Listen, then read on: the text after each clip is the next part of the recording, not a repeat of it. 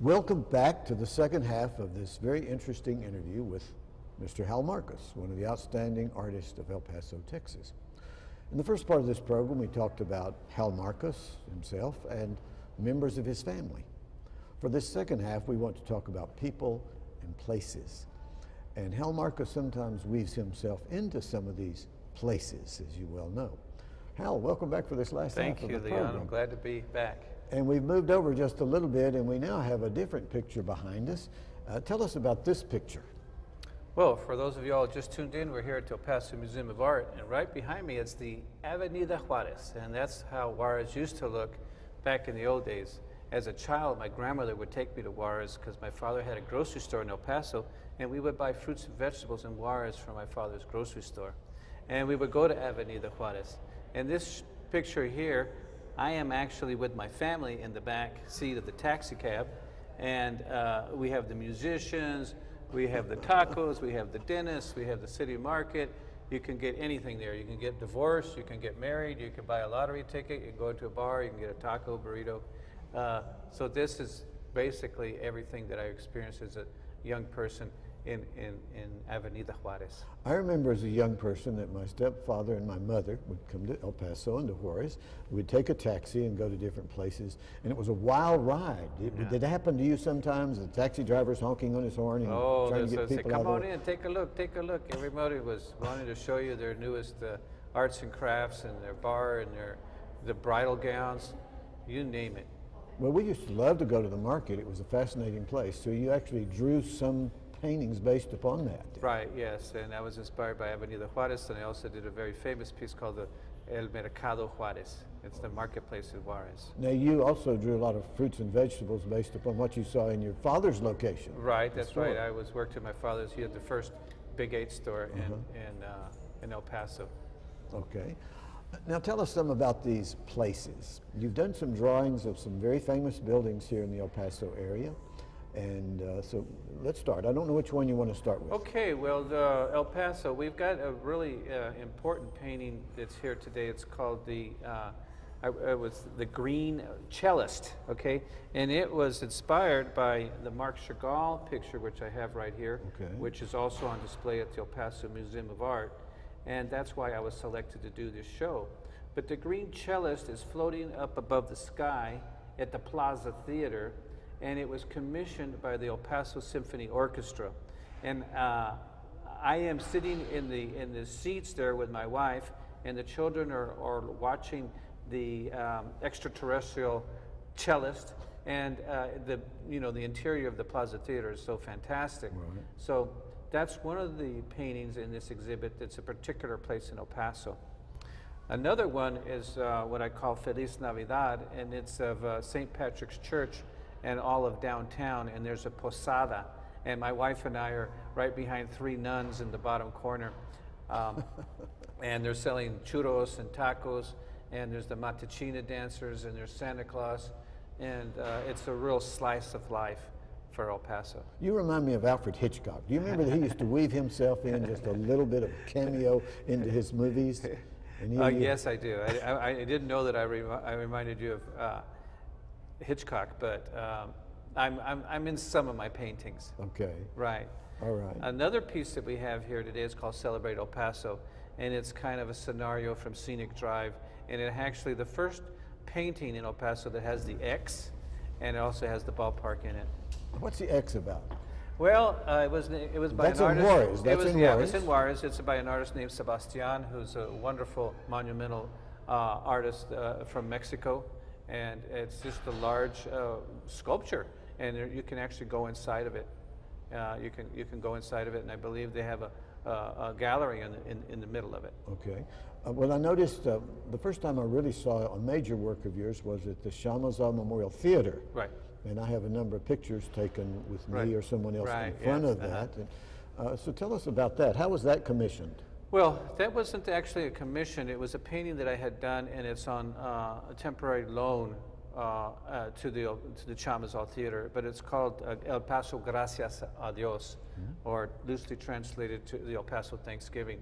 And it's about the Spaniards coming here in 1598, going through El Paso, and it's kind of a dream of El Paso.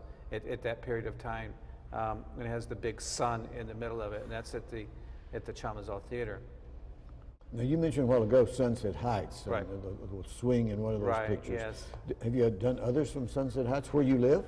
Yes, I have, but the one in the show today shows Juarez, it shows UTEP, and it shows many of the landmarks, the freeway going through El Paso. Trying to think of what other ones we have here that show El Paso. There's the one called Under the Rainbow, and that's of UTEP. And it's like UTEP through a kaleidoscope.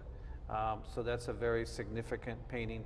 It's taken from a mountain in Sunset Heights, and it has a monk and his two sons with him overlooking the Tibetan-style Bhutanese architecture of UTEP. Okay. Now, I mentioned this segment we're talking about people and places. Right. And you've covered most of the major paintings about places. Mm-hmm. But I noticed also something at this gallery. I see a number of beautiful women, and you mentioned that you Right. love to draw women. I have an artist friend, well, I have more than one artist friend that tell me that the human body, it seems to be the hardest thing for them to draw. Well, Did you run into that? yeah, that's correct, but also, the figurative works are in most of my paintings. I've done a series, and many of them are in this exhibit called the Harlequins, and they're basically musicians, like the Green Cellist, but there's also another one here called Pondering the Unknown, where a woman becomes a musical instrument, and then there's another one called Amore, which has a fellow playing, a harlequin playing a musical instrument, that the musical instrument is being transformed into a woman. So harlequins I use a lot because, I'm a percussionist and I'm also a performing artist, but my children, now living in California, have an entertainment company, and it's literally kind of like a circus. They are tightrope walkers, snake charmers, belly dancers, musicians, mermaids. They're actually professional mermaids living in California, and they swim in the ocean in the swimming pools. So that influence on my artwork makes this kind of magical, figurative work that is autobiographical. I identify with that. We have a granddaughter living in Houston. She has her own little company. It's a performing artist company. And she does work on hoops and high wires and silks, she calls them, kind of tapestry things. Right. And she sends us things on Facebook and Right. things of that nature. It's fast. And she does a lot of face painting. Your children do that too, don't they? Well, they do. My daughter Adelaide, who's an artist, was just on national TV. Was called Skin Wars. It was on the Game Show Network. And in Los Angeles, out of 6 artists, they chose her to be on this national program. And basically, they painted female bodies live on national television. Okay. So that's a big thing right now, too. Good. I should mention our granddaughter's name is Kinley Kendrick. Kinley and we Kendrick. can Google her and we can Okay. see her doing some And of my these daughter's things. name is Adelaide, artbyadelaide.com. Good. Art by Adelaide. Art by Adelaide, that's right, that's right. Well, we want to promote your work. Oh, and well, your thank you. family's You're doing a work. good job. God bless you. What a wonderful program you have, Leon. Okay, so we have any other persons on some of these pictures that you want to point out before we... Well, there's another one finish called this? Perfect Balance, and earlier in the program you were talking about a philosophy. Right. Well, in order to be a good artist or a good husband or a good friend, we have to be in balance. So the one called Perfect Balance is basically from a Buddhist quotation that says we should be like a musical instrument. And if our strings are too tight, it sounds terrible. If our strings are too loose, it sounds terrible. So we have to be perfectly balanced and perfectly in tune. So this one painting is of a woman who has flowers and fruit around her, and she's in balance with her mind, her body, her soul, and her spirit. So people think that artists just sit around and paint all day long, but you have to be healthy. I'm also a vegetarian, so I'm very compassionate about, how we treat animals and what we do to our own bodies. So all these things put together, being an artist, being a philosopher, believing in love, all those things make my paintings, I believe, more pure. And, without being in balance with your mind, body, and spirit, your artwork might not be as good. It's really important that you're healthy. What are you working on now? What are you painting now? Well, I just finished a piece because when the opening of the exhibit, my daughter Lelania, who's also an artist, her and I were photographed in this jacket, and we're at a carnival, and so it's a painting of her and I in a carnival with a Ferris wheel behind her. And then we have Mount Crystal Ray, and it's kind of a fantasy, but it's 4 feet tall. And you know, again, I'm inspired by my daughter, and she has a black top hat on.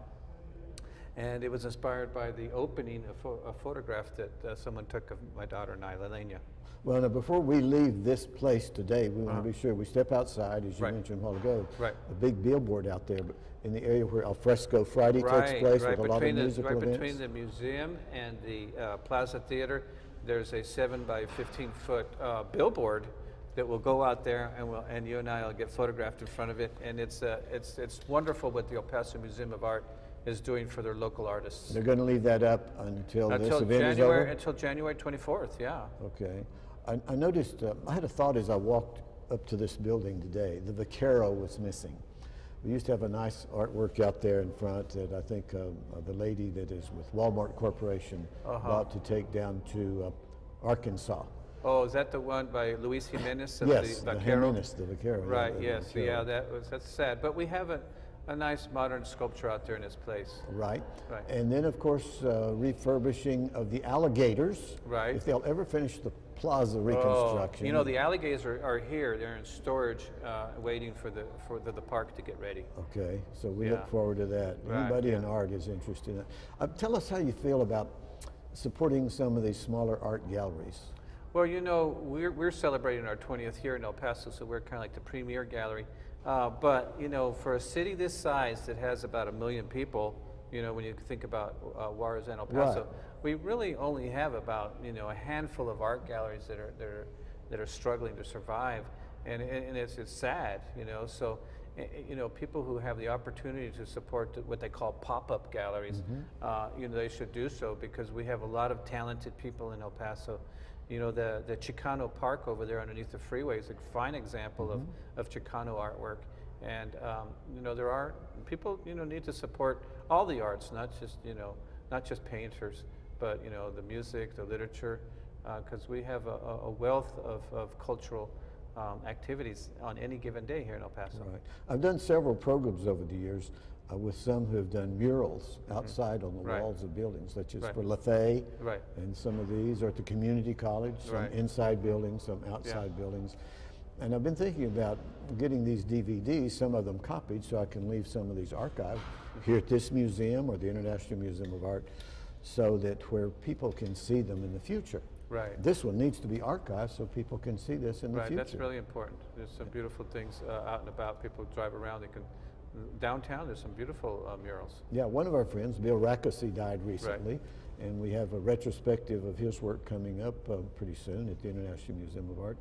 So we need to let people know that we're here, that you're Right. here. Well, that's why we have your program, so we can find out what's going on. That's what it's about, just little Yeah. snippets of what's happening in El Paso. We have about 2 minutes left. Hal, any concluding thoughts before we close this out? Well, I just want to thank the El Paso Museum of Art, especially, you know, for doing their work in promoting local artists. You know, we have lots of artists in El Paso, and many artists have passed away, like Bill Rackosee and many others. So it's important to do our research, to publish papers, to publish books, and to support the local community.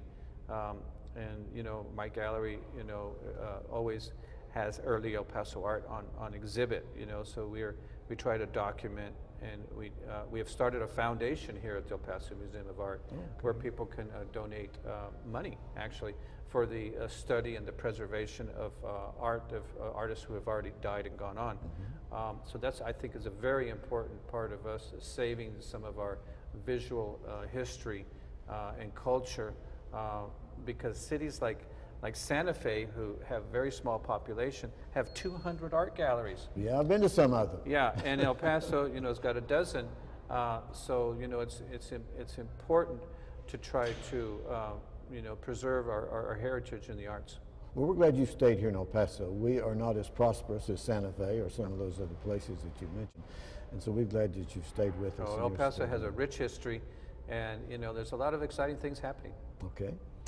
Well, I want to tell you that we have an artistic crew that helps us put this together, for Marco Lara and the others that are here with us today. Thank you very much, and thanks for being with us on Perspectives El Paso. I'm Leon Blakens.